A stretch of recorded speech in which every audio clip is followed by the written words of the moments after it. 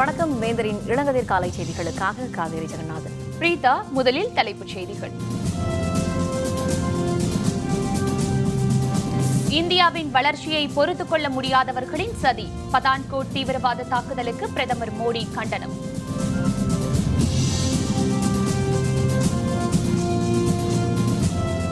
நாடெங்கும் பாதுகாப்பு ஏற்பாடுகள் முனைப்பு.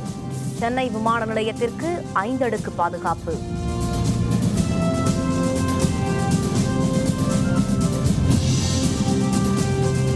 ஜல்லிக்கட்டின் நோக்கம் புரியாமல் சிலர் எதிர்க்கிறார்கள். மத்திய அமைச்சர் பொன் ராதாகிருஷ்ணன் கருத்து.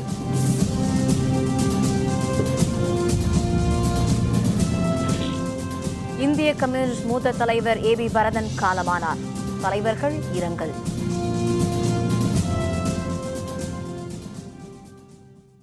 பதான்கோட் விமானப்படை தளத்தில் தீவிரவாதிகள் நடத்திய தாக்குதல் இந்தியாவின் வளர்ச்சியை தாங்கிக் கொள்ள முடியாத மனித நேயமற்றவர்களின் கொடுஞ்செயல் என்று பிரதமர் நரேந்திர மோடி கூறியுள்ளார். 2 நாள் பயணமாக கர்நாடக மாநிலம் சென்றுள்ள பிரதமர் மோடி மைசூரு மகாராஜா கல்லூரி வளாகத்தில் ஸ்ரீசுத்தூர் மடத்தின் நிறுவனர் ஸ்ரீ சிவராத்திரி ராஜேந்திர மகாசுவாமிகளின் 100ஆண்டு விழாவை தொடக்கி வைத்தார். நிகழ்ச்சியில் பேசிய மோடி பதான்கோட்டில் தீவிரவாதிகள் நடத்திய தாக்குதல் பற்றி குறிப்பிடுகையில் மனித தன்மைக்கு எதிரானவர்கள் நடத்திய தாக்குதல் அது என்று குறிப்பிட்டார். பதான்கோட் தாக்குதலில் உயிர் நீத்த பாதுகாப்பு படை வீரர்களின் தியாகத்தை போற்றிய அவர் தீவிரவாதிகளின் திட்டத்தை பாதுகாப்பு படை வீரர்கள் முறியடித்ததற்கு பாராட்டு தெரிவித்தார். जो भारत की प्रगति को देखने की उनको परेशानी हो रही है, ऐसे तत्वों ने, ऐसी ताकतों ने हिंदुस्तान की सैन्य शक्ति का एक महत्वपूर्ण अंग एयरबेस को उड़ा देने का प्रयास किया। मैं देश के सुरक्षा बलों को बधाई देता हूं कि दुश्मनों के उन इरादों को उन्होंने खाक में मिला दिया. உளவுத்துறையின் தகவல் பரிமாற்றத்தில் ஏற்பட்ட பின்னடைவே பதான்கோட் விமானப்படை தளத்தின் தீவிரவாத தாக்குதலுக்கு காரணம் என பாதுகாப்புத்துறை நிபுணர்கள் கருத்து தெரிவித்துள்ளனர். பஞ்சாப் மாநிலம் பதான்கோட் விமானப்படை தளத்திற்குள் நேற்று அதிகாலை ராணுவ வீரர்கள் உடையில் நுழைந்த தீவிரவாதிகள் திடீர் தாக்குதலில் ஈடுபட்டனர். இதனையடுத்து பாதுகாப்பு வீரர்கள் அவர்கள் மீது துப்பாக்கிச்சூடு நடத்தினர். பல மணி நேரம் நீடித்த இந்த மோதலில் 5 தீவிரவாதிகள் சுட்டுக் கொல்லப்பட்டனர். பாதுகாப்பு படையினர் 3 வீரமரணமடைந்தனர். விமானப்படை வீரர்கள் 6 பேர் காயமுற்றனர். இதனையடுத்து நாடெங்கும் முக்கிய இடங்களில் பாதுகாப்பு ஏற்பாடுகள் அதிகரிக்கப்பட்டுள்ளன. இந்த நிலையில் உளவுத்துறையின் பின்னடைவே பாதுகாப்பு குறைபாட்டிற்கு காரணம் என்று பாதுகாப்புத்துறை நிபுணர்கள் தெரிவித்துள்ளனர். हमारा इंटेलिजेंस का कोऑर्डिनेशन हमारा में थोड़ी चूक हुई, थोड़ा लैग है. थ्रेट को एक ही जगह लिमिटेड एरिया में कंटेन कर दिया और फिर उसको नेस्ता नबूद कर दिया. 5 या 6 टेररिस्ट हमने मार गिराए. कि एयरफोर्स का जो नमूना उन्होंने पेश किया, ये एग्जेम्पलरी नमूना पेश किया. काफी खुशी की बात है. हम इसलिए एयरफोर्स को कांग्रेचुलेट करते हैं. கடந்த சில மாதங்களில் பஞ்சாப் மாநிலத்தில் தீவிரவாதிகள் நடத்திய 2வது தாக்குதல் இதுவாகும். மாநிலத்தின் குருதாஸ்பூர் காவல் நிலையத்தின் மீது கடந்த ஜூலை மாதம் தீவிரவாதிகள் தாக்குதல் நடத்தினர் என்பது குறிப்பிடத்தக்கது. நேற்று நடந்த தாக்குதலுக்கு பாகிஸ்தானை தலையிடமாக கொண்டு செயல்படும் தீவிரவாத அமைப்பான ஜெய்ஷ்-இ-முகமது அமைப்பு காரணமாக இருக்கலாம் என்று தெரிகிறது. பதான்கோட் விமானப்படை தளத்தின் மீது நடத்தப்பட்ட தீவிரவாத தாக்குதலை அடுத்து தில்லி, ஜம்மு காஷ்மீர், பஞ்சாப், ஹரியானா, இமாச்சல பிரதேசம் உள்ளிட்ட மாவட்டங்களில் பாதுகாப்பு அதிகரிக்கப்பட்டுள்ளது. தில்லி உள்பட முக்கிய மாநிலங்களில் முனைப்பான பாதுகாப்பு நடவடிக்கைகள் மேற்கொள்ளப்பட்டுள்ளன. முக்கிய நகரங்களில் உள்ள விமான நிலையங்கள், ரயில் நிலையங்கள், சந்தை பகுதிகளில் கூடுதல் பாதுகாப்பு வழங்கப்பட்டுள்ளது. பதான்கோட் தீவிரவாத தாக்குதலை வைத்து காங்கிரஸ் அரசியல் நடத்துகிறது என பாரதிய ஜனதா குற்றம் சாட்டியுள்ளது. பிரதமர் மோடி பாகிஸ்தானுக்கு சென்ற ஒரு வாரத்துக்குள் பாகிஸ்தான் ஆதரவு பயங்கரவாதிகள் பஞ்சாபில் தாக்குதல் நடத்தியது அதிர்ச்சி அளிப்பதாக காங்கிரஸ் தெரிவித்திருந்தது. மேலும் பாகிஸ்தான் உடனான உறவை மோடி கையாளும் விதம் குறித்தும் அக்கட்சி கவலை தெரிவித்தது. இதுகுறித்து கருத்து தெரிவித்த மத்திய அமைச்சர் பிரகாஷ் ஜவடேகர் பாதுகாப்பு படையினருக்கு ஆதரவாக நாடே திரண்டுள்ள நிலையில் இப்படி ஒரு சூழ்நிலையை வைத்து காங்கிரஸ் அரசியல் நடத்துவது துரதிருஷ்டவசமானது என்று தெரிவித்தார்.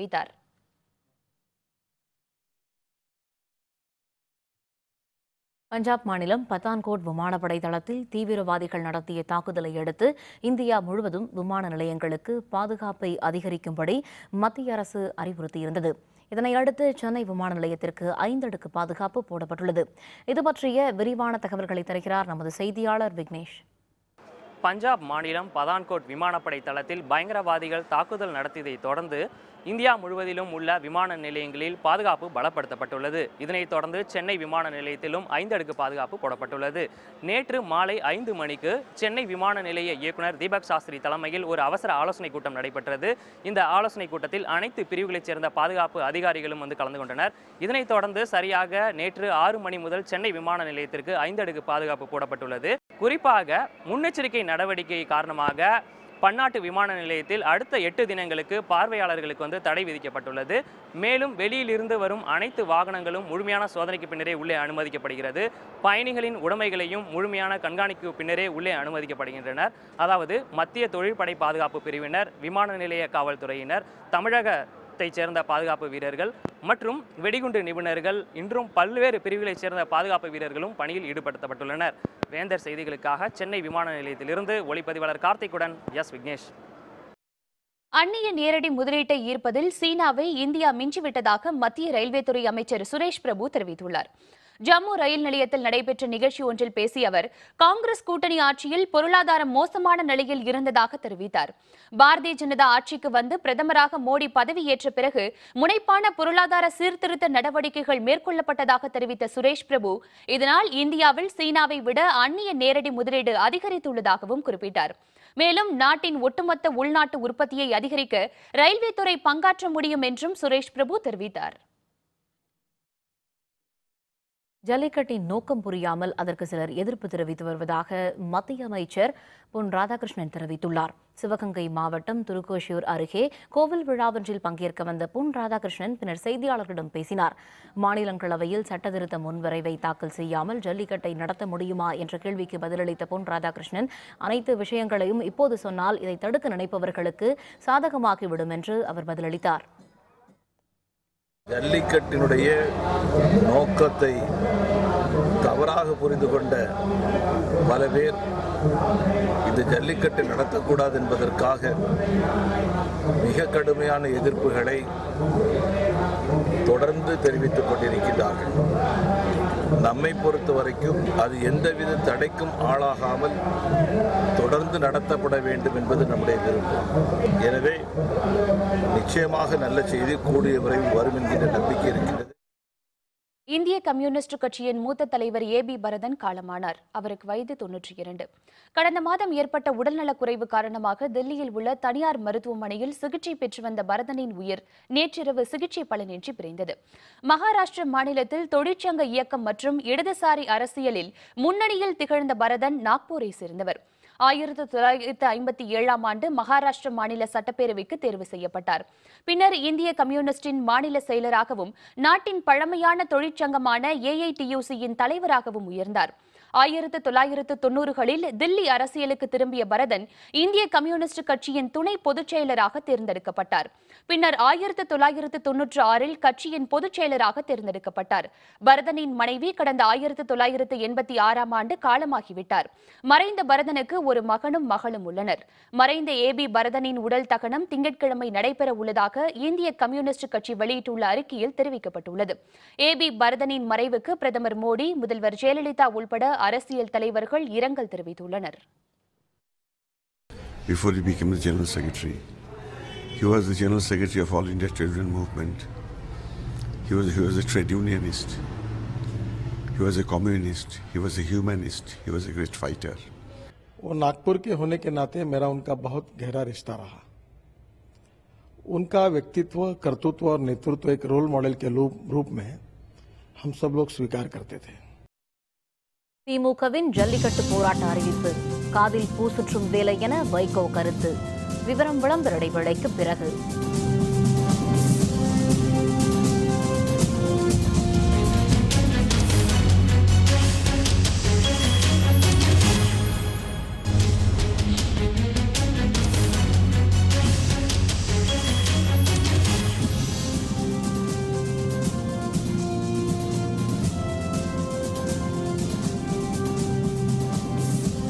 செய்திகள் தொடர்கின்றன.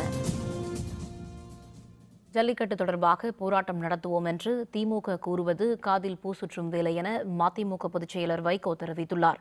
திருவள்ளூர் மாவட்டம் பூந்தமல்லியை அடுத்த காட்டுப்பாக்கத்தில் மதிமுகவின் சென்னை மண்டல பொது உறுப்பினர்கள் கூட்டம் நேற்று நடைபெற்றது.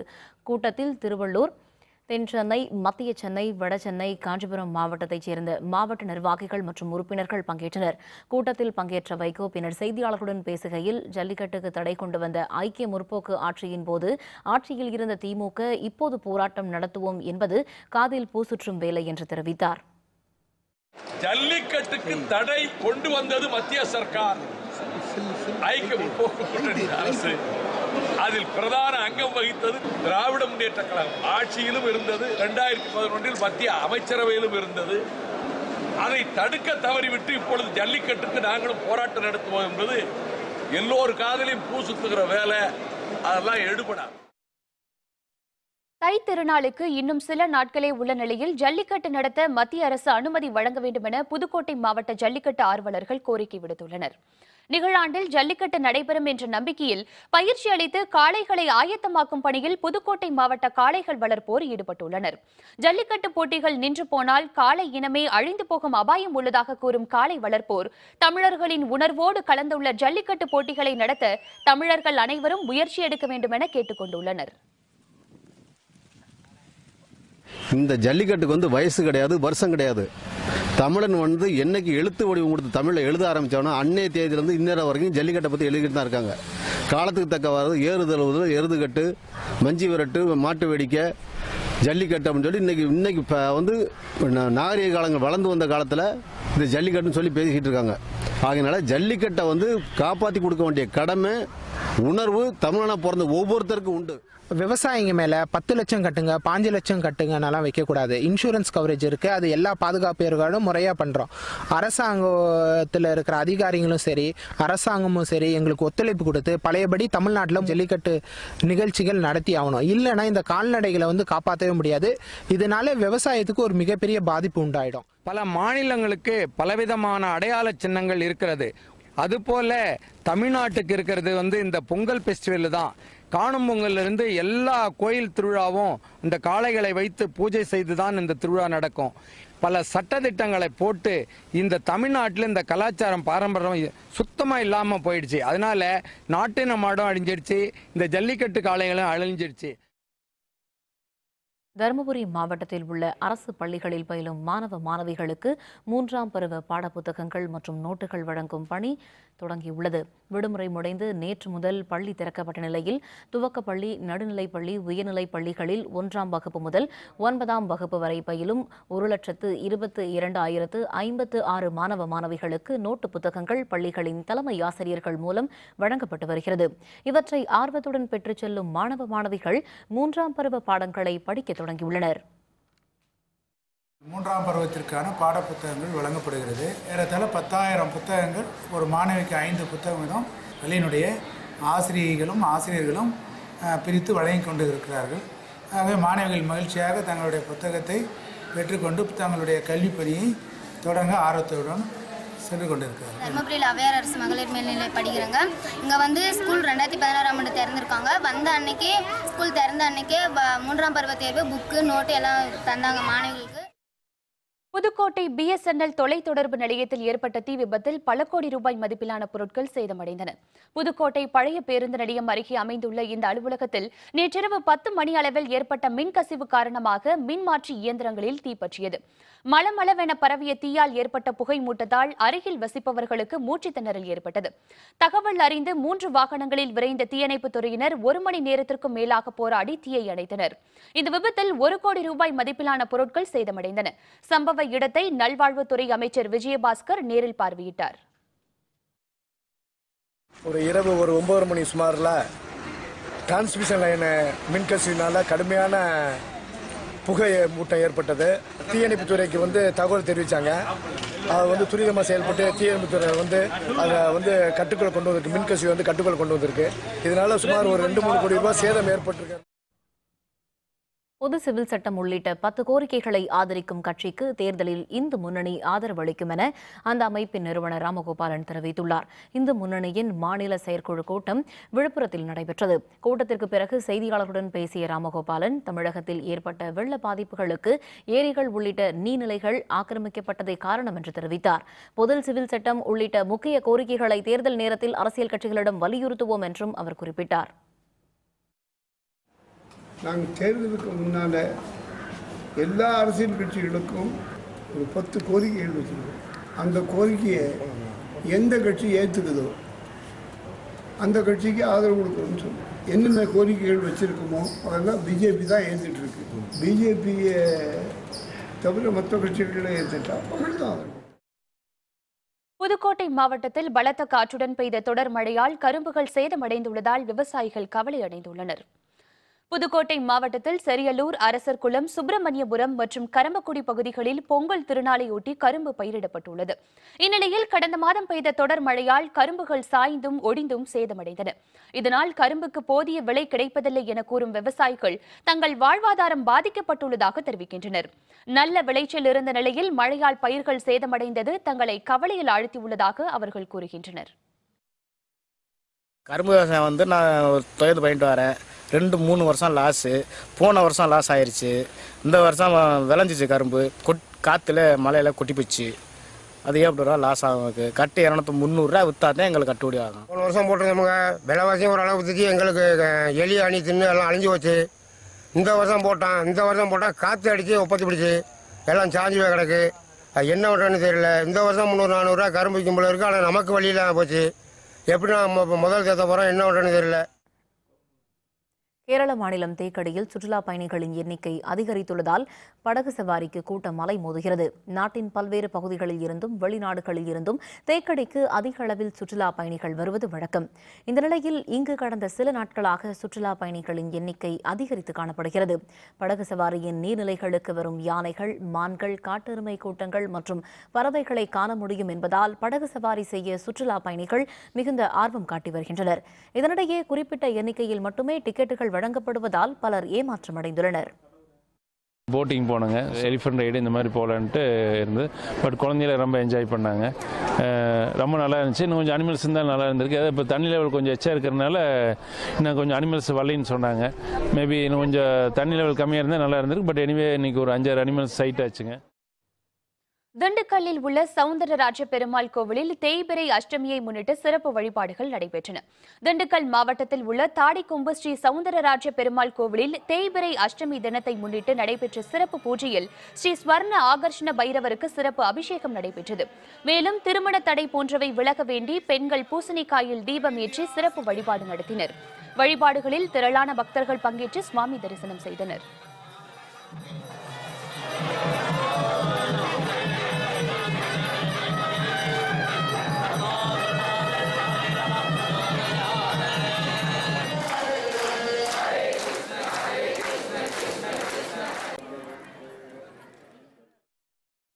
நாற்பத்தி 7 பேருக்கு மரண தண்டனை நிறைவேற்றும் சவுதி அரசை கண்டித்து தொடரும் போராட்டம். விவரம் விளம்பர இடைவேளைக்கு பிறகு.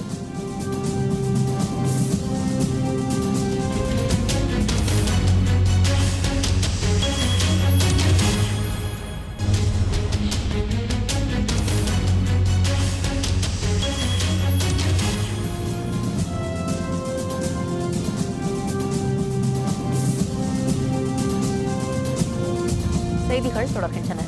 இனி அயலக செய்திகள்.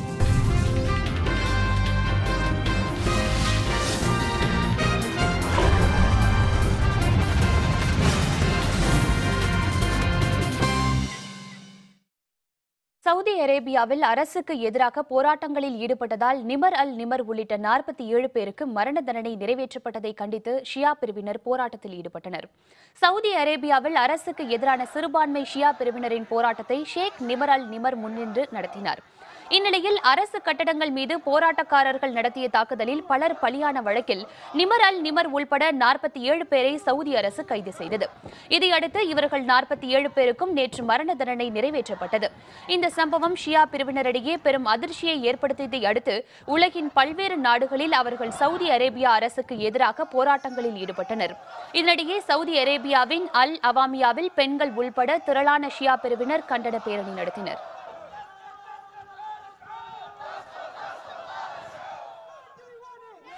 இதேபோல பிரிட்டன் தலைநகர் லண்டனில் உள்ள சவுதி தூதரகத்திற்கு அருகே திரண்ட ஷியா பிரிவினர் சவுதி அரசை கண்டித்து முழக்கமிட்டனர். நிமர் அல் நிமர் குற்றமற்றவர் என்றும் அவருக்கு மரண தண்டனை நிறைவேற்றி இருப்பதன் மூலம் சவுதி அரசு மனித உரிமைக்கு எதிராக செயல்பட்டிருப்பதாகவும் போராட்டத்தில் ஈடுபட்டவர்கள் தெரிவித்தனர்.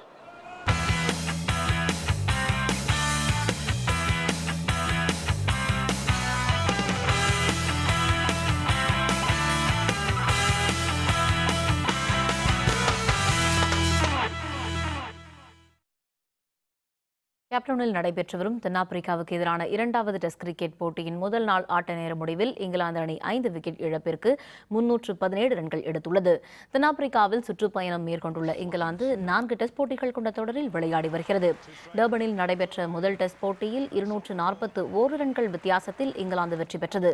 இந்த நிலையில் 2வது டெஸ்ட் போட்டி கேப்டவுனில் நேற்று தொடங்கியது. இதில் டாஸ் வென்ற இங்கிலாந்து அணி பேட்டிங்கை தேர்வு செய்தது. ஹேல்ஸ் 60 ரன்களும் ரூட் 50 ரன்களும் நிக் காம்ப்டன் 45 ரன்களும் எடுத்தனர். தொடர்ந்து நிதானமான ஆட்டத்தை வெளிப்படுத்திய இங்கிலாந்து அணி நேற்றைய ஆட்ட நேர முடிவில் 5 விக்கெட்டுகள் இழப்பிற்கு 317 ரன்கள் எடுத்துள்ளது. பென் ஸ்ட்ரோக் 74 ரன்களுடனும் ஜானி ஸ்ட்ரோ 39 ரன்களுடனும் களத்தில் உள்ளனர். தென்னாப்பிரிக்கா தரப்பில் ரபாடா 3 விக்கெட்டுகளை வீழ்த்தினார்.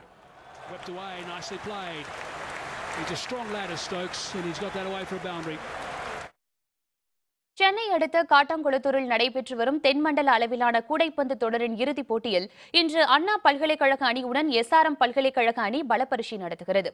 எஸ்ஆர்எம் பல்கலைக்கழக வளாகத்தில் கடந்த 29ஆம் தேதி தொடங்கிய இந்த போட்டித் தொடரில் 80 அணிகள் பங்கேற்றன. இதன் கடைசி லீக் போட்டி நேற்று நடைபெற்றது. இதில் சென்னை பல்கலைக்கழக அணியை 91-79 என்ற புள்ளி கணக்கில் எஸ்ஆர்எம் பல்கலைக்கழக அணி வென்று இறுதிப் போட்டிக்கு தகுதி பெற்றது. இன்று நடைபெற உள்ள இறுதிப் போட்டியில் எஸ்ஆர்எம் பல்கலைக்கழக அணி அண்ணா பல்கலைக்கழக அணியுடன் மோதுகிறது.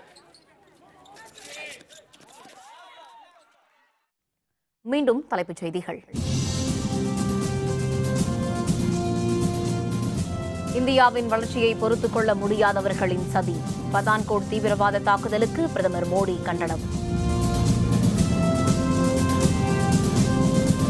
நாடெங்கும் பாதுகாப்பு ஏற்பாடுகள் முனைப்பு. சென்னை விமான நிலையத்துக்கு 5 அடுக்கு பாதுகாப்பு.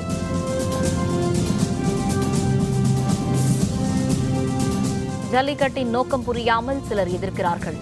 மத்திய அமைச்சர் பொன் ராதாகிருஷ்ணன் கருத்து. இந்திய கம்யூனிஸ்ட் மூத்த தலைவர் ஏபி பரதன் காலமானார். தலைவர்கள் இரங்கல். இத்துடன் வேந்தரின் இளங்கதிர் காலை செய்திகள் நிறைவடைந்தன. மீண்டும் பகல் 1:30 மணிக்கு உச்சிவேளை பகல் செய்திகளில் சந்திப்போம். வணக்கம்.